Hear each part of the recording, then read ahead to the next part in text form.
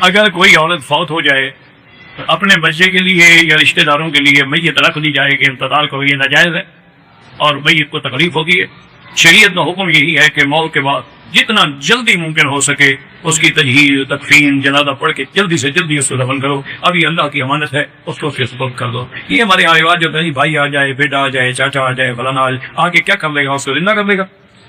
یہ جب آ جائے گا تو وہ دیکھ لے گی کہ آ گیا ہے۔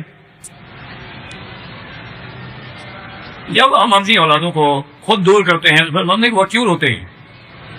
بات جو ہے الحمدللہ، جو نہیں ہے الحمدللہ۔ کہتے ہیں جی کہ بعض لوگ جو ہیں، یہ بعض لوگ نہیں، شیعہ ہیں کہ جو صرف ایک بیٹی کو مانتے ہیں، سیدہ فاطمہ الزہرا رضی اللہ عنہا۔ باقی جو 3 بیٹیاں وہ کہتے ہیں وہ حضور کی بیٹیاں نہیں ہیں، وہ بی بی خدیجہ کے بدن سے ہیں لیکن ان کے کسی اور شوہر سے، کیونکہ بی بی خدیجہ نے پہلے بھی 2 شادیاں کی تھی، ان کی اولاد تھی۔ تو یہ یاد رکھے کہ یہ بالکل جھوٹ ہے اور الزام ہے۔ شیعہ کی کتاب ہے اصول کافی، وہ اتنا بڑی ان کے نزدیک کتاب ہے جیسے ہمارے یہاں بخاری شریف، یعنی اصح الکتب ہے ان کے ہاں، بلکہ کہتے ہیں کہ اس پہ امام نے بہت لگائی تھی کہ ہذا کافر لشیعتنا، یہ کتاب ہمارے شیعہ کے لیے کافی ہے، اور کتاب کی ضرورت نہیں۔ اس نے باقاعدہ لکھا ہوا ہے کہ حضور کی 4 بیٹیاں تھیں اور 3 حضور کے بیٹے تھے، اور سب سے چھوٹی بیٹی سیدہ فاطمہ الزہرا۔ ٹھیک ہے، تو تمہاری کتابوں میں لکھا ہوا ہے، پھر نہ ماننے کا تو میرے پاس کوئی علاج نہیں۔ وہ مسئلہ مشہور ہے نا، ایک آدمی گیا تھا ملتان، کہتا ہے یہ میں نے سارے ملتان والوں کو جھوٹا کر دیا۔ لوگ حیران ہو گئے، انہوں نے کہا یار ساری مخلوق کیسے جھوٹی ہو؟ انہوں نے کہا وہ جو کہتے تھے میں کہتا میں نہ مانوں، بس زیادہ وہ جھوٹے ہو گئے۔ تو اس کا علاج جو ہمارے پاس کوئی کہ جب تمہاری الصحل کتاب میں یہ لکھا ہوا ہے اور وہ عام کتاب نہیں ہے، یا کہو کہ بھی اصول کافی کی ہم نہیں مانتے، جھوٹی کتاب ہے۔ اچھا، اب دوسری وجہ سنو، اس کی وجہ کیا ہے؟ یہ کیوں نہیں مانتے؟ ان کو تکلیف کیا ہے؟ ان کو تکلیف یہ ہے کہ اگر یہ حضور کی بیٹیاں 4 مان لیں تو پھر بی بی رقیہ اور ام کلثوم کا نکاح حضرت عثمان سے ماننا پڑے گا، اور حضرت عثمان داماد مصطفیٰ اور نورین نورین اسی لیے کہتے ہیں کہ ان کے گھر میں 2 نور اللہ نے بھیجی، حضور کی بیٹی رقیہ بھی اور ام کلثوم بھی۔ تو اگر یہ مان لیں 4 بیٹیاں، پھر حضرت عثمان کو بھی تو داماد مانے، اس طرح تو صرف حضرت نبی کو ماننا پڑتا ہے نا، پھر تو حضرت عثمان کو بھی ماننا پڑے گا۔ اس لیے یہ ظالم انکار کرتے اور کبھی یہ کہہ دیتے ہیں کہ دیکھو جی حضور کی بیٹی زینب کا نکاح جو ہے وہ کافر سے ہوا تھا، بالکل ہوا تھا۔ حضور کا نکاح جب بی بی خدیجہ سے ہوا ہے، کیا وہ مسلمان تھی؟ کوئی عقل کیا کرو نا بھائی، حضور پر تو ابھی نبوت بھی نہیں آئی، آپ کی عمر تو 25 سال تھی، اس کی عمر 40 ہے، وہ تو پہلے زمانے کے دین پہ تھی۔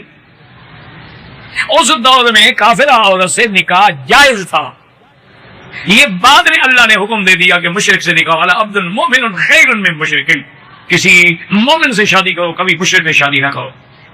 بلا تنکحوا المشرکات حتی یؤمن، کسی مشرکہ عورت سے شادی نہ کرو جب تک وہ ایمان نہ لے آئے۔ یہ تو حکم بعد میں آیا ہے، پہلے نکاح جائز تھا۔ اچھا، پھر تمہارے اعتراض کا فائدہ کوئی نہیں، اللہ کی شان ہے وہ حضور کا داماد جو مسلمان ہو گئے، صحابی کا بھی، سب بات ختم ہوگی۔ اس سے پہلے سارے کافر تھے، اسلام لانے کے بعد صحابی بنے ہیں۔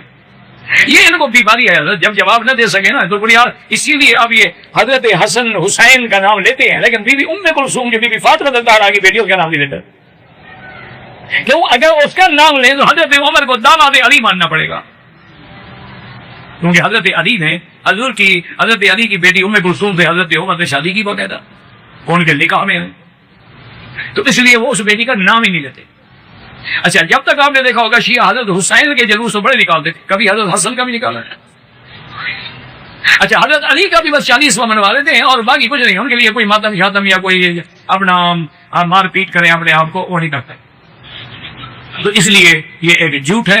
حضور کی 4 بیٹیاں ہیں اور بنات اربع پہ الحمدللہ علماء نے کتابیں لکھی ہیں، اگر آپ نے نہ پڑھی ہو تو اردو میں بھی ایک کتاب ہے بنات اربع، حضرت مولانا محمد نافع تھے جھنگ کھیلا، اللہ رحمت سے بہت ہو گئے، معذور سے لیکن بہت بڑے عالم سے، انہوں نے بڑی اچھی کتاب لکھی ہے، وہ لے لو اور پھر سارے دلائل تمہیں مل جائیں گے۔ اسی طرح انہوں نے صحابہ کے لیے رحماء بینہم بڑی بڑی کتابیں لکھی، معذور ہو کر بھی لکھواتے تھے، لکھتے اور سے۔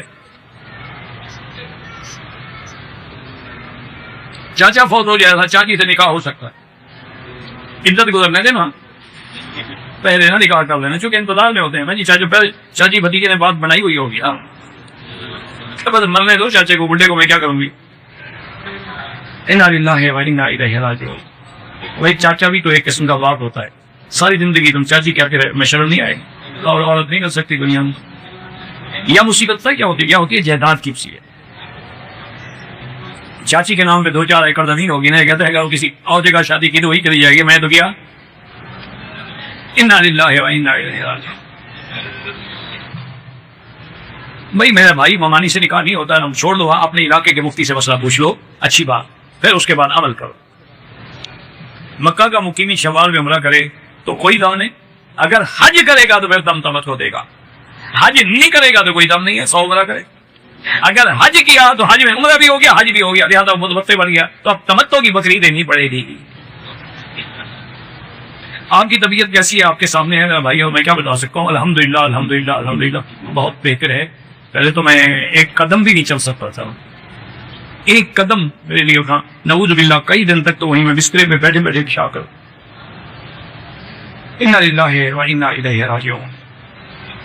अल्लाह ने गुनाहों के इज़ाले के लिए, सय्यात को मिटाने के लिए, ये भी उसका निज़ाम है कि कभी अपने बंदे को तकलीफ दे के उसके गुनाहों का कफ़ारा कर देते हैं और कभी उसके दर्जात को बुलंद कर देते हैं। अल्लाह माफ़ फरमाए, ये तो अजीब सी बीमारी थी, अब तो अल्लाह का शुक्र है, लेकिन अभी यही है कि मैं सजदा नहीं कर सकता, रकू नहीं कर सकता, मना है, इशारा करे लेकिन झुके नहीं। अल्लाह करेगा आहिस्ता आहिस्ता, पहले खड़ा भी नहीं हो सकता, तो अब मैं फर्द में अल्हम्दुलिल्लाह खड़ा हो जाता हूँ, ताकि फर्द नमाज में कम से कम। मैं एक ट्रांसपोर्टर गाड़ी मालिक हूँ। हाजी साहब, हज के पर आपसे कि बैंक से गाड़ी लेना जायज है, जायज था या खबे बयानी, पर बैंक से गाड़ी लेना हराम। अगर बैंक ने वो गाड़ी खरीद करके अपने पास रखी, सिर्फ बैंक तुम्हें गाड़ी बेचता है, वो जायज है। बैंक से पैसे लेके सूद पे गाड़ी खरीदना वो हराम है। मसले को समझा कर।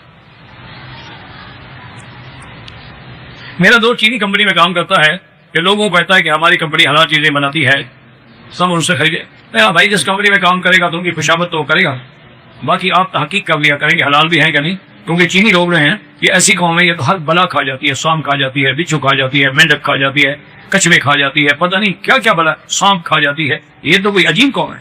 अच्छा, इनके यहाँ एक सांप है, मुझे नाम भूल गया, वो 700 उसके हांगकांग में देखा था डॉलर जो है वो एक यानी सूप प्याले के हैं 700 यानी 350 रियाल एक प्याला सिर्फ सूप का। वो कहते हैं नहीं ये सांप मुद्दतों के बाद आता है, वहां होटलों में सांप लटक रहे होते, मैं तो घर देख के डर जाता था, दूर चल जाता था, खाना तो खाना रहा ना, दुश्मन है, अल्लाह ने कहा हमारा दुश्मन है, जैसे शैतान दुश्मन है, सांप भी दुश्मन है, तो हम क्यों जाए उसके कहीं। कहते हैं नहीं जी इसकी वो गर्दन काट देते हैं, दुम भी काट देते हैं, दरमियान का हिस्सा जो दाग नहीं होता है, ना भी हो तो हमें जरूरी सांप का ना यार, मुझे से बड़ी ताकत होती है, होती है, मुझे नहीं चाहिए।